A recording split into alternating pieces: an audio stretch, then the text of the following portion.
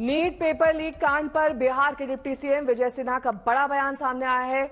RJD mindset के लोग ऐसा करते हैं, ये उन्होंने कहा है। डिप्टी सीएम ने कहा कि मैंने अपने विभाग को आदेश दे दिया है कि इंफॉर्मेशन इकट्ठा कीजिए, किसी को बख्शा नहीं जाएगा।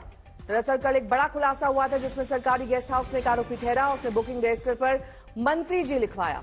अब बिहार का ये कौन मंत्री है जिसने आरोपी के लिए सरकारी गेस्ट हाउस बुक करवाया, इसकी जांच जारी है।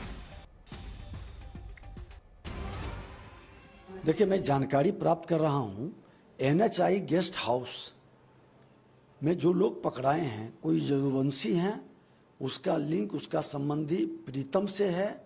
लोग बता रहे हैं कि वो पूर्व डिप्टी सीएम तेजस्वी यादव से जुड़े हैं।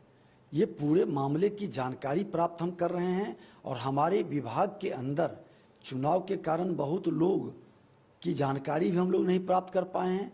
एक समीक्षा करके जो लोग इसमें दोषी होंगे कार्रवाई भी होगी और ये बताना पड़ेगा जिनका नाम आ रहा है, जो उनके परिवार से, उनके पीए से, उनसे जुड़े लोग हैं, जो चर्चा में है, तो बताना पड़ेगा कि आखिर कौन मंत्री और कौन लोग इस तरह के यूज कर रहे थे। और मैं अपने विभाग में भी सख्त चेतावनी दिया हूं और कार्रवाई भी करूंगा कि किन लोगों के इशारे पर ये बुकिंग हो रही थी। आदित्य वैभव मेरे सहयोगी जुड़ गए हैं तमाम जानकारी के साथ।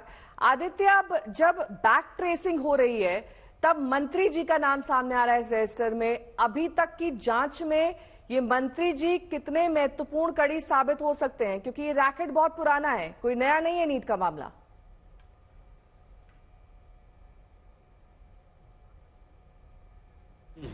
पहले उसका नाम था एनएचआई गेस्ट हाउस, अभी एनएच डिवीजन का है और इसका हो गया बिहार सरकार RCD road construction department Vijay Sinha अपना काम और इसका नाम था। वहीं पटना में ईओयू के सामने उन 9 छात्रों की पेशी हो रही है। पेपर लीक मामले में सभी को पूछताछ के लिए बुलाया गया है। आरोप यह लगा है कि 30 लाख के बदले पेपर दिए गए। सॉल्वर गैंग ने कुछ छात्रों से पैसे लेकर गेस्ट हाउस में उन्हें आंसर रटवाए, उसके बाद इन छात्रों ने पेपर दिए और नंबर हासिल किए। ये सॉल्वर गैंग का खुलासा हाल फिलहाल पुलिस ने किया है और अब इस सॉल्वर गैंग ने 9 छात्र बताए हैं जिनसे पूछताछ की जा रही है। उनमें से एक छात्रा को आप देख सकते हैं जिन्होंने सॉल्वर गैंग का इस्तेमाल किया। आदित्य वैभव जुड़ गए हैं तमाम जानकारी के साथ। आदित्य, मेरा सवाल आपसे मंत्री जी को लेकर था, कितनी अहम कड़ी वो इस पूरे कांड में साबित हो सकते हैं, क्योंकि ये नीट परीक्षा धांधली मामला कोई नया तो है नहीं, पुराना है और ऐसे कई और धांधलियां हुई होंगी अलग अलग परीक्षाओं में।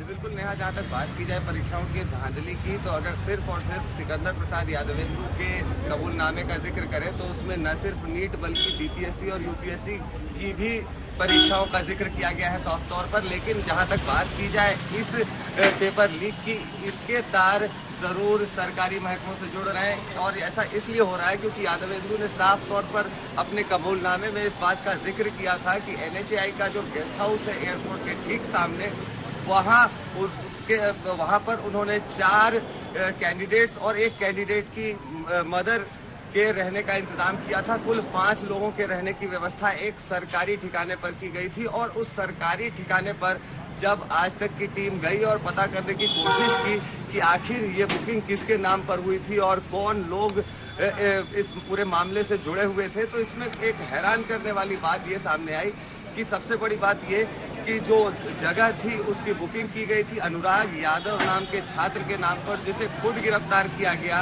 इस पूरे मामले में। और सबसे बड़ी बात ये कि वहीं एक मंत्री के लेटर संख्या 440 का जिक्र था, जिसके बाद से इस पूरे मामले के सियासी होने के कयास लगाए जाने लगे। लेकिन इसी बीच आपको ये भी बताएं कि अभी आर्थिक अपराध इकाई के दफ्तर के अंदर कुल 2 छात्राओं से पूछताछ की जा रही है। वो अपने संबंधियों के साथ यहाँ पहुंचे हैं और अब देखना ये होगा कि ईओयू की जांच में क्या कुछ सामने आता है, सवालों के क्या कुछ जवाब ये अभ्यर्थी दे पाते हैं और क्या ईओयू की टीम जो है संतुष्ट हो पाती है और ये वापस जाते हैं या फिर इन्हें दोबारा जांच में सहयोग करने के लिए बुलाया जाएगा। नेहा, ठीक है, बहुत बहुत शुक्रिया।